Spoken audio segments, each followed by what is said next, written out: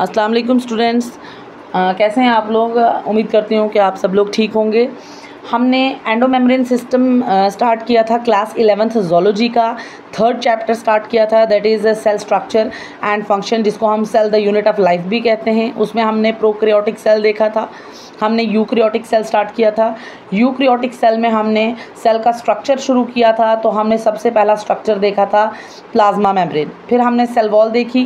कल हमने endomembrane system start किया था। एंडोमेम्ब्रेन सिस्टम में 4 ऑर्गेनल हैं, कौन कौन सी। पहली थी एंडोप्लाज्मिक रेटिक्यूलम, पढ़ ली थी। दूसरी गोल्गी एपरेटस था, वो भी पढ़ लिया था। 3rd is lysosome and 4th one is vacuole. ये ऐसी ऑर्गेनल्स हैं जो मेम्ब्रेन से बनी हुई होती हैं और इनका फंक्शन भी एक दूसरे के साथ क्या होता है, इंटरलिंक्ड होता है, कोऑर्डिनेटेड होता है। ठीक है, हम एंडोमेम्ब्रेन सिस्टम में जो ऑर्गेनल आती हैं उनको स्टडीज़ कर रहे हैं। ठीक है, हम आज 3rd ऑर्गेनल देखेंगे, दैट इज़ लाइसोसोम। लाइसोसोम क्या होता है, एक सफेरिकल मतलब गोल स्ट्रक्चर होता है जो किससे बाउंड होता है, सिंगल मेम्ब्रेन से। बाहर से सिंगल मेम्ब्रेन से बाउंडेड है और ये किससे डिराइव्ड होते हैं, डिराइव्ड फ्रॉम गोल्गी एपरेटस। ये देखें, ये ऊपर गोल्गी एपरेटस है। गोल्गी एपरेटस ये देखें छोटे छोटे वेजिकल्स बना रही है ना, राउंडेड स्ट्रक्चर। इन्हीं को क्या कहा जाता है, लाइसोसोम्स कहा जाता है। ये लाइसोसोम्स क्या करते हैं, ये कुछ इंजाइम्स को रिलीज़ करते हैं जो क्या करते हैं, लिपिड की और प्रोटीन की डाइजेशन करवाते हैं। ठीक है, उसके बाद क्या करते हैं, फर्दर इनको अपने टारगेट साइट पे भेजा जाता है। वो टारगेट साइट पे जाके क्या करते हैं, अपने फंक्शन को परफॉर्म करते हैं। अब इन लाइसोसोम में होता क्या है, डाइजेशन कैसे होगी, इनमें कुछ हाइड्रोलिटिक इंजाइम्स प्रेजेंट होते हैं। हाइड्रोलिटिक का मतलब ऐसे इंजाइम जो हाइड्रोजन की प्रेजेंस में क्या कर रहे हैं, लिसिस कर रहे हैं, तोड़ फोड़ कर रहे हैं। ऐसे इंजाइम को हम क्या कहते हैं, हाइड्रोलिटिक इंजाइम्स कहते हैं। ये हाइड्रोलिटिक इंजाइम्स क्या करेंगे, आगे लिपिड की, कार्बोहाइड्रेट की, प्रोटीन की लिसिस करवाएंगे। अब वो हम इंजाइम्स भी आगे 1 by 1 देखेंगे। पहले इतना याद रखना कि गोल्गी एपरेटस छोटे छोटे वेजिकल्स को बनाता है, राउंडेड स्ट्रक्चर को। उन्हीं वेजिकल्स को क्या कहा जाता है, उन वेजिकल्स को लाइसोसोम्स कहा जाता है।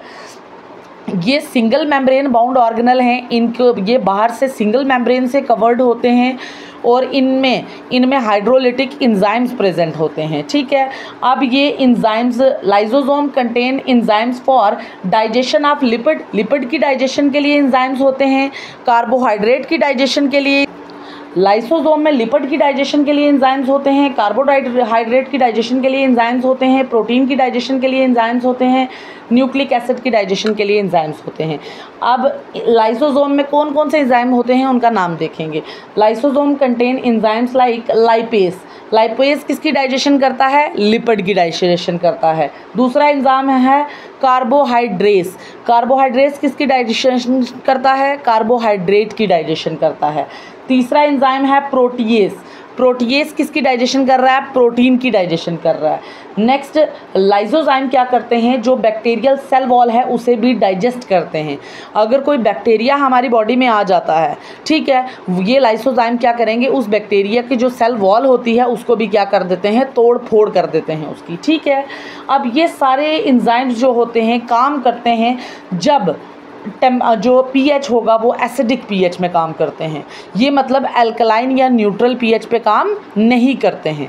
हाइड्रोलिटिक एंजाइम्स काम कब करते हैं, जब जो लाइसोसोम का पीएच क्या होगा, ज़्यादा होगा, एसिडिक इन, मतलब आपको पता है कि नंबर लाइन आप 0 से 14 तक देखेंगे। 7 क्या है, न्यूट्रल पीएच है। 1 से लेके 7 तक क्या है, एसिडिक। 7 से लेके 14 तक क्या है, बेसिक है। इनका पीएच क्या होगा, एसिडिक, मतलब 7 से कम पीएच होगा, तभी ये जो हाइड्रोलिटिक एंजाइम्स हैं ये क्या करते हैं, काम करते हैं। अब ये देखें, मैंने यहाँ कुछ थियोरेटिकल लिखा है, देखें, all this enzymes work at acidic pH, hence pumping of H positive ions into the lysosome to maintain acidic pH। इनकी जो लाइसोसोम होते हैं इनकी मेम्ब्रेन पे H पॉजिटिव पंप प्रेजेंट होते हैं। वो पंप क्या करते हैं, वो पंप देखें, अब मैंने एक ये यहाँ पे लाइन लिखी है, आप गौर से इसको समझने की कोशिश करें। All this enzymes work at acidic pH, मतलब पीएच ज़्यादा होनी चाहिए। पीएच ज़्यादा कब होती है, ज़्यादा नहीं होनी चाहिए, पीएच एसिडिक होनी चाहिए। एसिडिक पीएच कब होगी? जब पीएच लो होगी।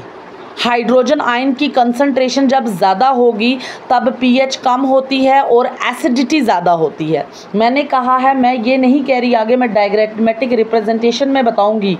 एसिडिक पीएच मतलब लो पीएच। लो पीएच मेंटेन्ड कैसे होगी? जब साइटोप्लाज्म में हम H पॉजिटिव आयन की कंसंट्रेशन बाहर से लाइसोसोम में लाएंगे।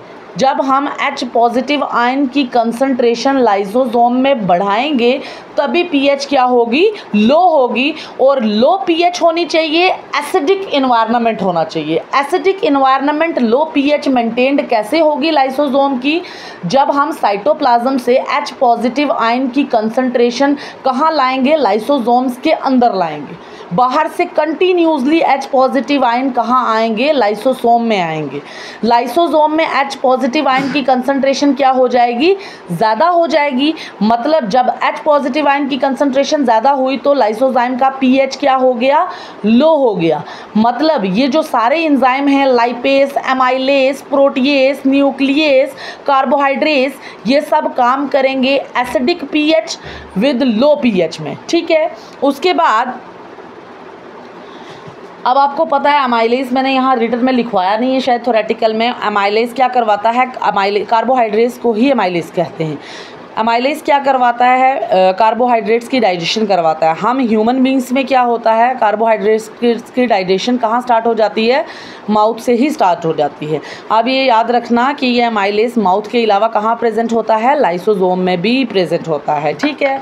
अब ये देखें, लाइसोसोम्स को हम पॉलीमॉर्फिक ऑर्गेनल भी कहते हैं, क्योंकि जो लाइसोसोम होता है ये बहुत सी फॉर्म्स में, शेप्स में, बहुत सी फॉर्म्स में एग्जिस्ट करता है। आपको पीछे याद होगा मैंने कहा था bacteria is a polymorphic in nature, मतलब बैक्टीरिया 4 पॉलीमॉर्फिक शेप्स में एग्जिस्ट करता है। वैसे ही लाइसोसोम जो है वो क्या है? पॉलीमॉर्फिक ऑर्गेनल ही है। ये डिफरेंट फॉर्म्स में एग्जिस्ट करता है। ठीक है। जैसे प्राइमरी लाइसोसोम, सेकेंडरी जिनको डाइजेस्टिव वैक्यूल्स भी कहते हैं, हेटेरोफैगोसोम्स, रेजिडियल बॉडी, ऑटोफैगोसोम्स, ये डिफरेंट क्या हैं? डिफरेंट उसकी। अब देखें, ये मैंने डिफरेंट जो पॉलीमॉर्फिक ऑर्गेनल मैंने आपको कहा ना कि लाइसोसोम है, ये मैंने आपको डिफरेंट इसकी फॉर्म्स बताने की कोशिश की है। देखें, सबसे पहले ये कोई भी सेल है। ठीक है। सेल में अगर कोई लिक्विड पार्टिकल इंटर करने की कोशिश करेगा उसको हम किस प्रोसेस से जाता है? पिनोसाइटोसिस के प्रोसेस से। ठीक है।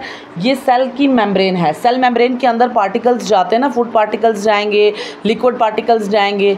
अब ये कैसे जाते हैं ये देखें, एंडोसाइटोसिस प्रोसेस कहते हैं। जब सेल के अंदर कोई चीज़ जाने की कोशिश करती है उस प्रोसेस को कहते हैं हम एंडोसाइटोसिस। ठीक है। अब ये देखें, जब कोई लिक्विड पार्टिकल जाएगा तो वो किस प्रोसेस से जाएगा? पिनोसाइटोसिस के प्रोसेस से। जब कोई फूड पार्टिकल जाएगा वो किस प्रोसेस से जाएगा? फैगोसाइटोसिस के प्रोसेस से। ठीक है। अब ये देखें, ये प्लाज्मा मेम्ब्रेन अंदर की तरफ इनवेजिनेट होगी और क्या बनाएंगे? छोटे छोटे वेजिकल्स बनाएंगे, जिन्हें हम क्या कहते हैं? लिक्विड वेजिकल को पिनोसोम्स कहेंगे और फूड के पार्टिकल को क्या कहेंगे? फैगोसोम्स कहेंगे। ठीक है। ये पिनोसोम बन गए, ये फैगोसोम बन गए। ठीक है। अब ये पिनोसोम और फैगोसोम क्या करेंगे? ये कहाँ पे आके ये हमारा जो गोल्गी एपरेटस है उसके साथ आके फ्यूज़ करेंगे। आपको पता है कि गोल्गी एपरेटस क्या करती है? मॉडिफिकेशन, पैकेजिंग एंड ट्रांसपोर्टिंग करवाती है। ये गोल्गी एपरेटस के साथ फ्यूज़ करेंगे। ये देखें, गोल्गी एपरेटस क्या बनाएगी? छोटे छोटे वेजिकल्स, लाइसोसोम्स बनाएगी। इनको हम क्या कहते हैं? मैंने अभी बताया था ना कि लाइसोसोम किससे बनते हैं? गोल्गी एपरेटस से बनते हैं। ये जो हमारे बॉडी में पिनोसोम्स आए, वाटर पार्टिकल, वाटर के छोटे छोटे वेजिकल्स या फूड के वेजिकल्स आए जिनको फैगोसोम्स कहा, ये पिनोसोम्स, फैगोसोम्स आके हमारी गोल्गी एपरेटस के साथ फ्यूज़ करेंगे। ठीक है। गोल्गी एपरेटस अब इनकी मॉडिफिकेशन करवाएगी, पैकेजिंग करवाएगी, ट्रांसपोर्टिंग करवाएगी और छोटे छोटे वेजिकल्स बनाएगी, लाइसोसोम्स बनाएगी। इन लाइसोसोम्स को कहा जाता है प्राइमरी लाइसोसोम्स। क्या कहा जाता है? Primary lysosomes. ये न्यूली फॉर्म्ड लाइसोसोम्स होते हैं और ये इनएक्टिव, इनमें जो एंजाइम्स होते हैं हैं वो अभी एक्टिव नहीं होते, वो इनएक्टिव होते हैं, वो अभी डाइजेशन नहीं करते हैं। अब ये जो प्राइमरी लाइसोसोम्स होते हैं ये आगे जाके किस में कन्वर्ट हो जाएंगे, सेकेंडरी लाइसोसोम्स में।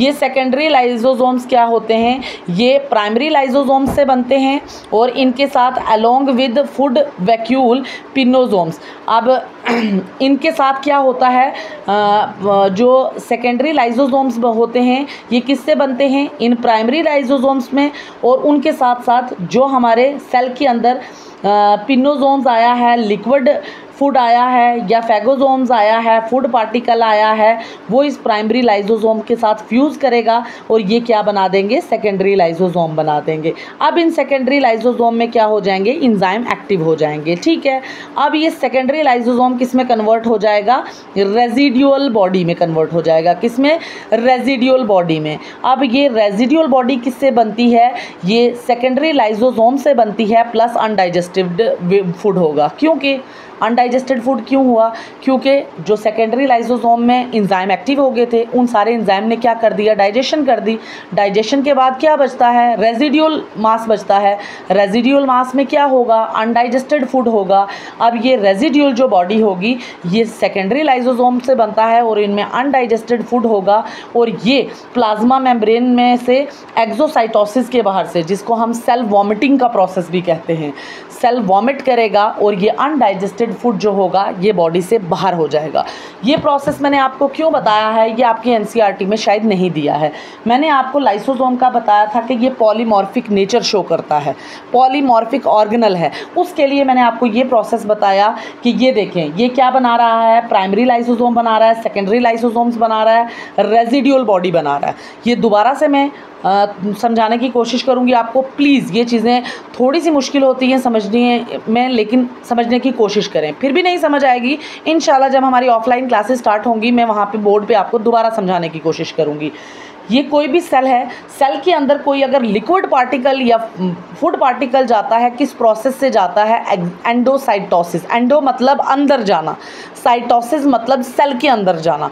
सेल के अंदर जाने के प्रोसेस को क्या कहते हैं, एंडोसाइटोसिस। अगर लिक्विड कोई पार्टिकल सेल के अंदर जा रहा है, कौन से प्रोसेस से जाएगा, पिनोसाइटोसिस के प्रोसेस से। अगर कोई फूड पार्टिकल अंदर जा रहा है वो जाएगा फैगोसाइटोसिस के प्रोसेस से। ठीक है, लिक्विड पार्टिकल पिनोसाइटोसिस क्या बनाते हैं, छोटे छोटे पानी की थैलियाँ बनाते हैं, जिन्हें हम क्या कहते हैं, पिनोसोम्स कहते हैं। जो फूड पार्टिकल है फैगोसाइटोसिस से जो सेल मेम्ब्रेन को अंदर की तरफ इन्वेजिनेट करके छोटी छोटी खाने की थैलियाँ बनाएगा, जिन्हें हम फैगोसोम्स कहेंगे। अब उधर आपका ऑन द अदर हैंड मैंने आपको बताया है कि न्यूक्लियस के बाहर एंडोप्लाज्मिक रेटिक्यूलम होते हैं। एंडोप्लाज्मिक रेटिक्यूलम किसको बना रहे हैं, प्रोटीन को बना रहे हैं, लिपिड को बना रहे हैं। ये प्रोटीन और लिपिड किसके पास जा रही है, गोल्गी एपरेटस के पास जा रही है। किसके लिए, पैकेजिंग के लिए, ट्रांसपोर्टिंग के लिए, मॉडिफिकेशन के लिए जा रही है। अब ये जो गोल्गी एपरेटस है ये क्या बना रही है, छोटे छोटे वेसिकल बना रही है, जिन्हें हम क्या कहते हैं, लाइसोसोम, प्राइमरी लाइसोसोम कहते हैं। ये प्राइमरी लाइसोसोम क्या होते हैं, नए लाइसोसोम बने हुए होते हैं। इनमें जो एंजाइम्स होते हैं वो इनएक्टिवेट होते हैं। ठीक है, अब इन प्राइमरी लाइसोसोम्स के साथ जो सेल के अंदर पिनोसोम्स आए हैं या सेल के अंदर फैगोसोम आए हैं वो फ्यूज़ करेंगे और क्या बनाएंगे, सेकेंडरी लाइसोसोम। अब ये सेकेंडरी लाइसोसोम्स क्या किससे बनते हैं, प्राइमरी लाइसोसोम्स से। और इन सेकेंडरी लाइसोसोम में एंजाइम क्या हो जाते हैं, एक्टिवेट हो जाते हैं। प्रोटीन्स की, कार्बोहाइड्रेट्स की, फैट्स की, न्यूक्लिक एसिड की, सबकी डाइजेशन करेंगे। डाइजेशन के बाद क्या बचता है, अनडाइजेस्टेड फूड। अब ये सेकेंडरी लाइसोसोम्स क्या बनाएंगे, रेजिड्यूल लाइसोसोम। रेजिड्यूल लाइसोसोम किससे बन रहा है, सेकेंडरी लाइसोसोम से बन रहा है। और इस रेजिड्यूल लाइसोसोम में क्या है, अनडाइजेस्टेड वेस्ट प्रेजेंट है। वो अनडाइजेस्टेड वेस्ट अब सेल से बाहर कैसे जाएगा, by the process of exocytosis. Exo का मतलब बाहर जाना, साइटोसिस का मतलब साइटोप्लाज्म से बाहर जाना। ठीक है, इसको हम सेल वॉमिटिंग का प्रोसेस भी कहते हैं। ठीक है।